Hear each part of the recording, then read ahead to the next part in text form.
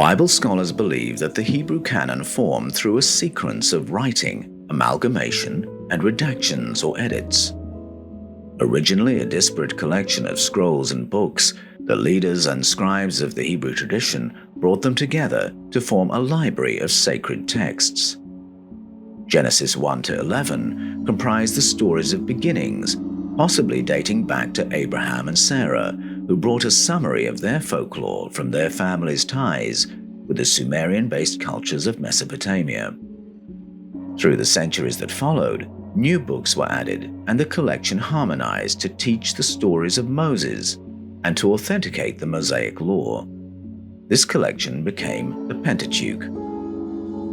Further books were added and the expanded collection harmonized to authenticate the laws and institutions of Yahweh, the monarchy, and the priesthood. This became known as the Deuteronomistic history.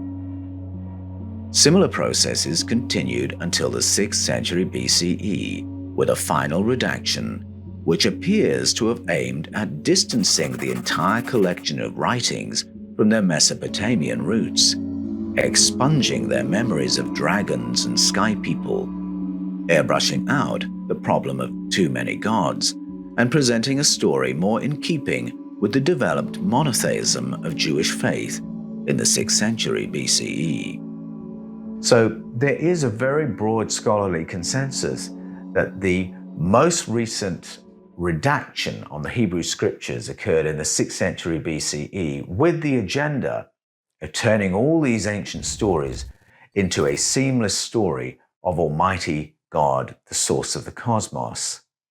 And it's a wonderful, very positive message that there is only one God, the source of the cosmos and everything in it, that in which we all live and move and have our being. It's a very empowering vision to have.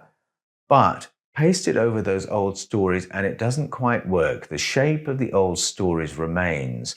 And in the Scars of Eden, I argue that we should use the root meanings of many of these words instead, that we tell the stories of the Elohim as the stories of the powerful ones and begin to understand the true nature of our origins as a species and our place in the cosmos.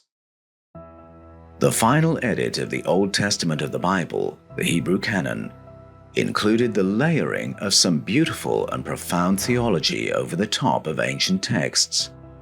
Unfortunately, mistranslating traumatic ancestral memories as if they were encounters with God is a choice with far-reaching consequences. Belief in a violent, xenophobic, hierarchical God has been used through the ages to justify violence, wars, and all manner of abuses.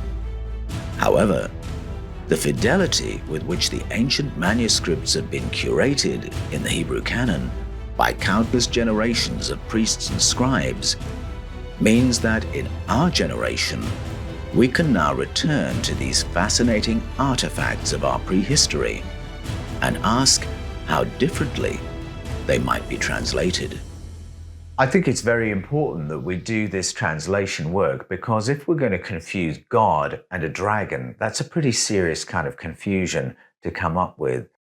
If God is the source of the cosmos and everything in it, that in which we all live and move and have our being, I find that a very freeing and empowering vision. But if God is like a fire-breathing dragon, I'm not so sure.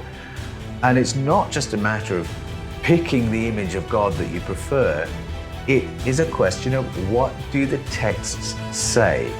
And in the Scars of Eden, I argue that the texts are very clear. They carry the memory of our ancestors' encounters with extraterrestrials.